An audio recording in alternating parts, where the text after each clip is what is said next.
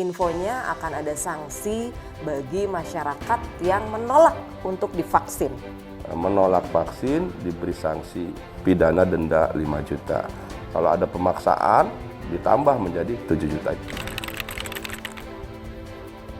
Ya tentunya kita dukung kegiatan itu karena kebaikan untuk semuanya kan. Yang jelas kegiatan pemerintah apapun itunya khususnya DKI ya harus kita support.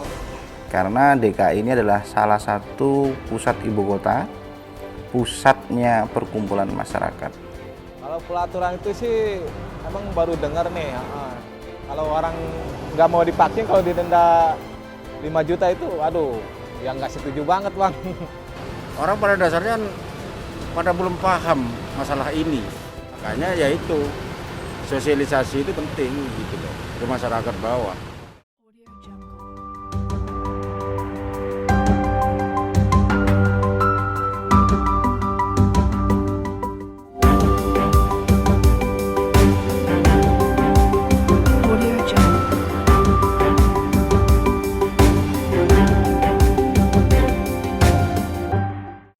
Selamat siang pemirsa, bersama saya Bena Rangkuti di program acara Bincang Hebat. Kita akan membahas tentang pro dan kontra vaksin COVID-19.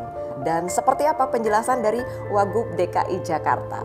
Pemirsa, jangan lupa subscribe, like, share, dan klik tanda lonceng berikut ini. Pemirsa, saya langsung saja sapa Wakil Gubernur DKI Jakarta. Selamat siang Pak Wagub. Selamat siang. Sehat ya? Alhamdulillah sehat. Alhamdulillah. Sebelumnya saya ucapkan terima kasih, saya sudah dikasih kesempatan untuk wawancara eksklusif dengan Pak Wagub. Ya sama-sama. Untuk mengedukasi masyarakat ya Pak Wagub ya. Insya Allah. Terima kasih. Pak Wagub, kita langsung saja nih. Pro dan kontra tentang vaksin COVID-19. Ini di masyarakat menjadi salah satu pembicaraan yang fenomenal dan viral sekali saat ini. Melihat salah satu vaksin yang satu ini kan ada penolakan nih. Ada keraguan-raguan dari masyarakat dan ada pertanyaan. Infonya akan ada sanksi bagi masyarakat yang menolak untuk divaksin. Bagaimana responnya Pak Wagub? Iya betul ya, jadi kami sejak ada pandemi, memang pemerintah pusat itu belum ada regulasi terkait COVID. Adanya tentang undang-undang kesehatan, undang-undang karantina kesehatan. Kemudian barulah diberlakukan PSBB oleh Kementerian Kesehatan dan setiap kepala daerah diberi kesempatan untuk menyusun regulasi sesuai situasi kondisi daerah masing-masing. Nah, beberapa bulan di awal memang regulasi kami terkait COVID menggunakan peraturan gubernur atau pergub, keputusan gubernur, surat edaran gubernur, surat edaran kepala dinas dan lain-lain. Nah, namun alhamdulillah 2 bulan yang lalu kami sudah menyelesaikan perda tentang penanganan COVID-19 di wilayah DKI Jakarta. Alhamdulillah sudah ada peraturan daerahnya. Dan kami termasuk provinsi yang paling awal ini menyusun dan memiliki perda terkait COVID. Nah, waktu kami menyusun memang ada terjadi di masyarakat itu ada gejolak. Yang pertama ada orang yang tidak mau diswab. Kemudian ada orang yang jenazahnya oleh keluarganya tidak mau diperlakukan secara protokol COVID. Artinya maunya dikubur di kuburan umum atau keluarga, tidak mau di tempat pemakaman COVID. Perlakuannya pun seperti biasa.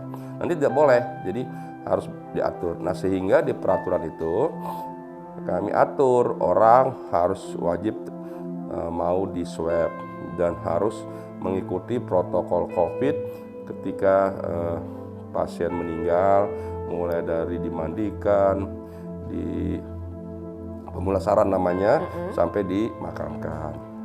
Nah, ketika kami usun itu, akhirnya di situ memang teman-teman berpikir perlu ada denda. Itu memang ada sanksi pidana, tapi pidananya tidak pidana kurungan badan atau penjara, tapi sanksi denda. Itulah kenapa muncul ada sanksi denda. Nah, memang dalam penyusunan itu pemerintah sedang giat-giatnya mengurus proses vaksin. Nah, akhirnya sekaligus di situ ditambahkan di pasal 30 tersebut.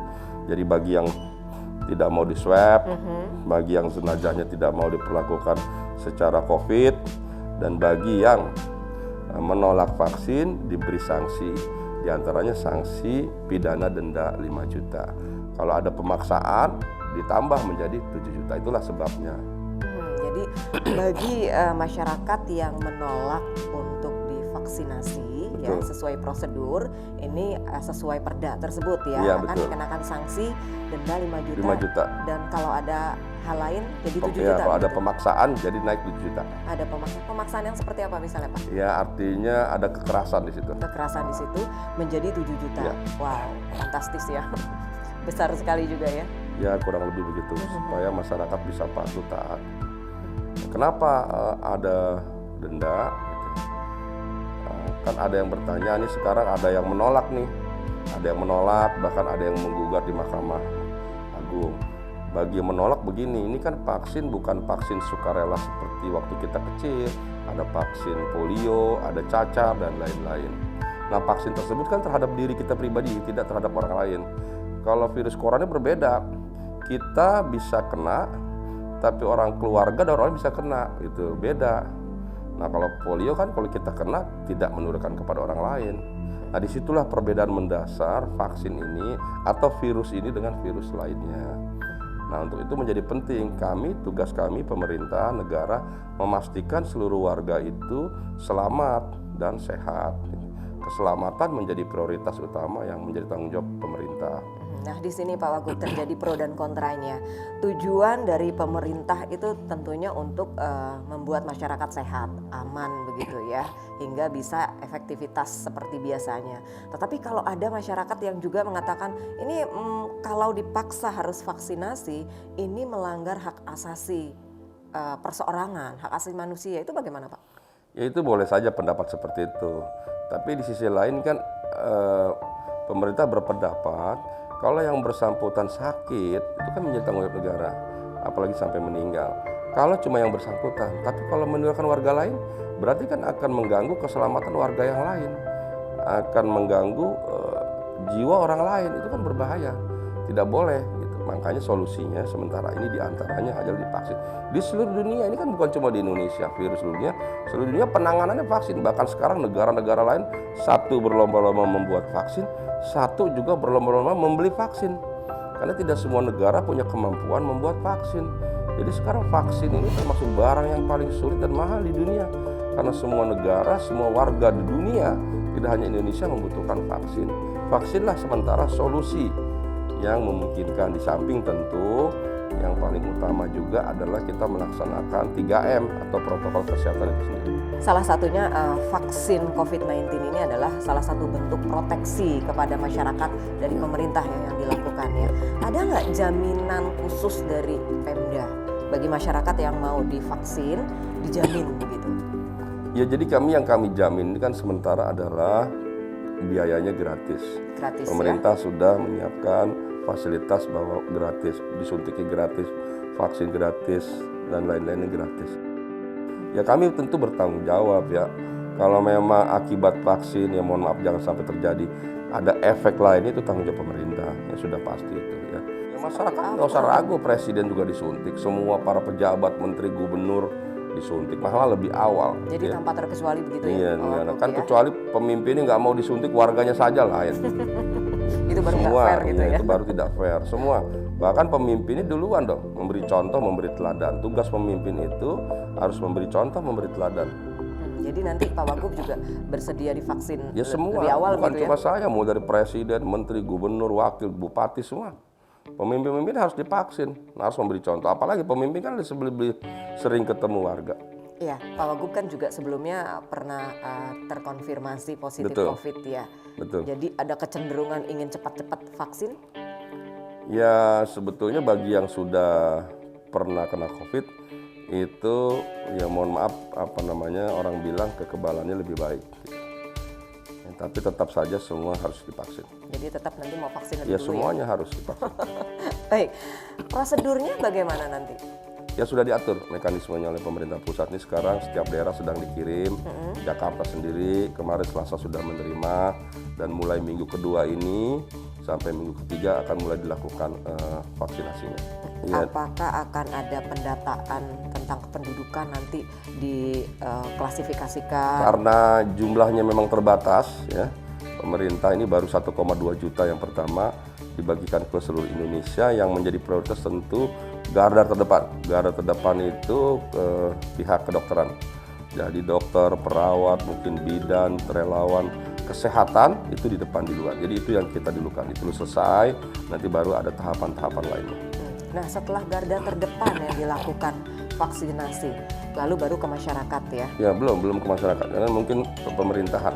Jadi pemerintahan yang berinteraksi banyak dengan masyarakat. Nanti Jadi, baru masyarakat. Ada tahapan-tahapan Ada itu tahapan, tadi ya. kan datangnya juga bertahap. Oke. Oh, Dan- jadi memang belum ada banyak di sini Belum begitu ya? bertahap, semuanya bertahap. Datangnya bertahap, menyuntikkan juga harus bertahap. Menyuntikannya pun bertahap Iya. dan itu nanti akan ada seleksi usia begitu? Nah, dibatasi 18 sampai 59 tahap 18 pertamanya. sampai 59. 9 tahun. Ada syarat lain nantinya? Sehat harus bagaimana? Ya itu nanti ada dari Dinas Kesehatan memang diatur seperti itu. Akan ada kerjasama lagi ya? Iya pasti. Yang menangani memang Dinas Kesehatan seluruh Indonesia.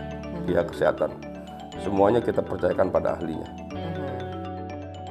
Untuk melakukan tadi nanti pendataan usia tadi 18-59, Pemda akan memberikan fasilitas apa lagi nih yang nantinya untuk ke arah masyarakat selain tadi dari para pejabat?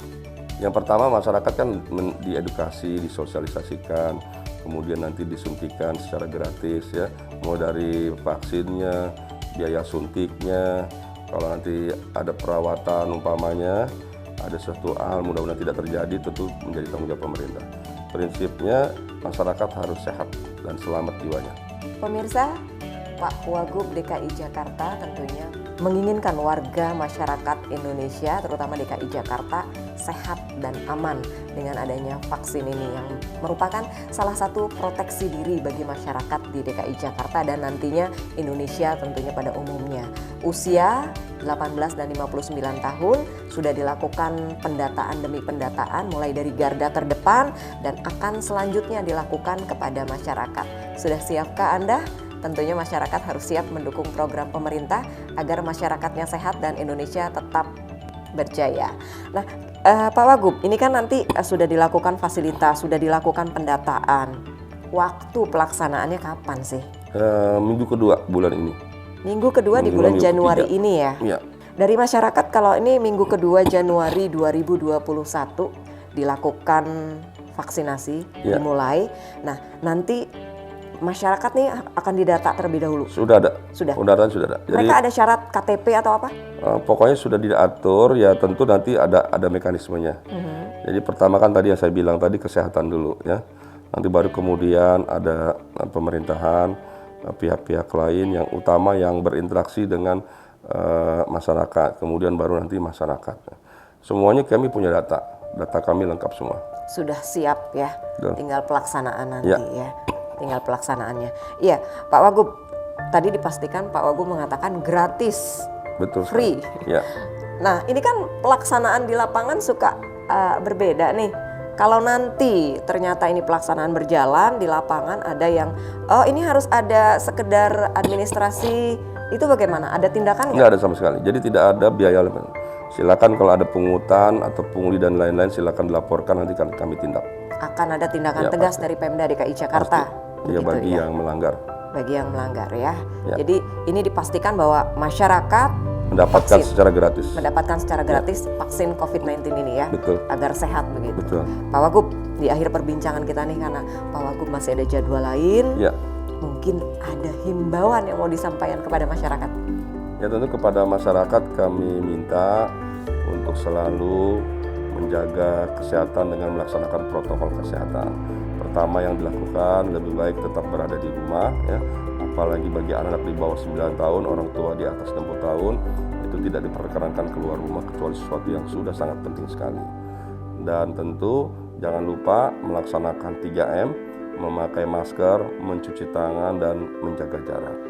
Kemudian lagi jaga pola hidup sehat dan bersih. Makan yang teratur, tidur yang teratur, herbal, gizi, berolahraga, dan harus senang ya, tidak boleh stres, tidak boleh marah-marah, harus selalu happy orang bilang ya. Saya alhamdulillah sekalipun kena COVID dalam 2 minggu alhamdulillah sudah bisa kembali keluarga. karena suasana hati harus tenang, harus senang, jangan menjadi beban. Apapun beratnya beban hidup, kita syukuri dan kita nikmati hidup ini dengan baik. Oke, jadi kalau ada beban hidup dihempaskan dulu begitu ya. Betul. Perhatikan kesehatan yang lebih utama. Olahraganya apa? Saya ya olahraganya lari aja, bersepeda. Lari-lari. Baik Pak Wagub, Terima semoga kasih, sehat terima selalu, kasih, bermanfaat untuk masyarakat ya. Alhamdulillah, Salam terima kasih. sehat selalu Pak Salam Wagub. sehat semuanya. Pemirsa, demikian bincang hebat untuk siang hari ini dengan Wagub DKI Jakarta yang selalu berusaha menjalankan tugas seamanah mungkin untuk kesehatan masyarakat. Tinggal bagaimana Anda? Apakah mau mengikuti vaksin tersebut, mendengar penjelasan tersebut dengan vaksinasi COVID-19 secara gratis? Jika ada oknum yang nantinya pada pelaksanaan ada pungli atau mengambil keuntungan dari vaksinasi COVID-19 tersebut, silahkan Anda melaporkannya dan sanksi tegas dari Pemda DKI Jakarta akan tetap berlaku. Saya Bena Rangkuti beserta kru yang bertugas mengucapkan terima kasih. Semoga bermanfaat. Jangan lupa like, subscribe, share, dan komen serta klik lonceng berikut ini. Terima kasih, selamat siang dan sampai jumpa.